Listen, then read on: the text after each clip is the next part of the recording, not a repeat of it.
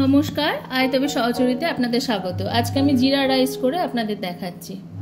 এর জন্য আমি বাসমতি চালের ভাত, ওর মধ্যে আমি গোটা গরম মশলা দিয়ে নুন দিয়ে সেদ্ধ করে নিয়েছি। কড়াইয়ে কিছুটা সাদা তেল 2 চামচ মতো দিয়েছি আর কিছুটা ঘি দিলাম।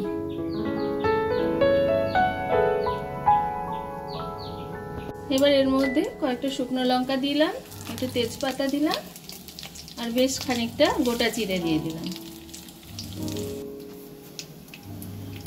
জিরেগুলো ভাজা হয়ে গেছে, ফোড়নগুলো এবার ভাত দিয়ে দিচ্ছি। ভাতে তো আগে নুন দিয়ে রেখেছিলাম, এবার সামান্য স্বাদ অনুযায়ী একটু চিনি দিলাম। এর মধ্যে একটু লেবুর রস দিয়ে দিলাম। এবার ভালো করে মিশিয়ে নিচ্ছি। খানিকটা গরম মশলা দিয়ে দিলাম।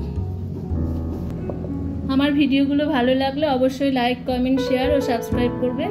তৈরি হয়ে গেল জিরা রাইস। আপনারা সবাই ভালো থাকবেন। নমস্কার।